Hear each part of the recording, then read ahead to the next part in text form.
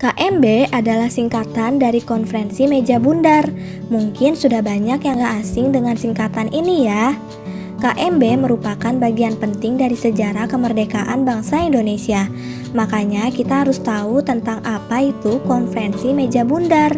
Seperti yang kita tahu, Indonesia telah memproklamasikan kemerdekaan pada 17 Agustus 1945. Namun Belanda masih berupaya untuk menguasai Indonesia.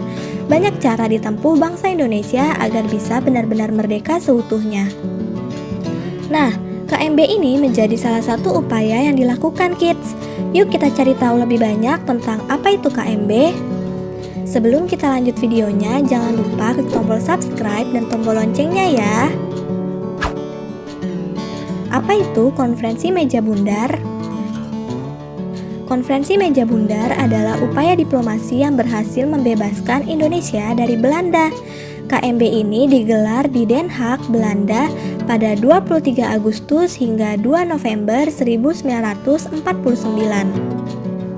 Sebelum KMB digelar, sudah ada beberapa perjanjian yang dilakukan seperti Perjanjian Linggarjati pada tahun 1946,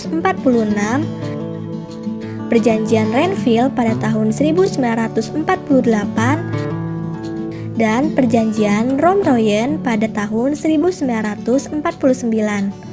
KMB digelar berdasarkan salah satu kesepakatan yang ada di dalam Perjanjian Romroyen. Tujuan Konferensi Meja Bundar. Tujuan Konferensi Meja Bundar adalah untuk menyelesaikan sengketa Indonesia dari Belanda seadil dan secepat mungkin. Bangsa Indonesia menginginkan penyerahan kedaulatan yang sungguh, penuh, dan gak bersyarat kepada negara Indonesia Serikat sesuai dengan pokok-pokok persetujuan Renville. Hasil Konferensi Meja Bundar. Pada tanggal 2 November 1949, tercapailah persetujuan Konferensi Meja Bundar dengan hasil berupa Belanda menyerahkan kedaulatan kepada Republik Indonesia Serikat pada akhir Desember 1949. Akan dibentuk Uni Indonesia Belanda. Dalam uni itu Indonesia dan Belanda akan bekerja sama. Kedudukan Indonesia dan Belanda sederajat. Indonesia akan membalikan semua milik Belanda dan membayar hutang-hutang Hindia Belanda sebelum tahun 1949. Masalah Irian Barat akan dibahas 1 tahun kemudian. Dampak Konferensi Meja Bundar. Dari KMB ini, Indonesia akhirnya mendapatkan kedaulatannya. Acara penyerahan kedaulatan berlangsung pada 27 Desember 1949 dengan penandatanganan naskah penyerahan kedaulatan berlangsung di 2 kota, yaitu di Amsterdam dan Jakarta. Di Amsterdam, naskah penyerahan kedaulatan ditangani oleh Ratu Juliana dan Muhammad Hatta.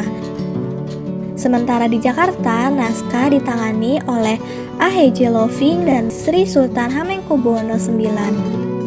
Insinyur Soekarno menjadi presiden dan Muhammad Hatta sebagai Perdana Menteri. Kabinet Republik Indonesia Serikat yang merupakan persekutuan dengan Kerajaan Belanda dibentuk. Bentuknya seperti Republik Federasi Berdaulat yang terdiri dari 16 negara bagian. Nah kids, itu dia penjelasan Konferensi Meja Bundar. Sekarang sudah semakin tahu kan? Sampai di sini dulu ya videonya. Jangan lupa like, komen, subscribe, dan share ke teman-teman lainnya ya kids. Bye-bye!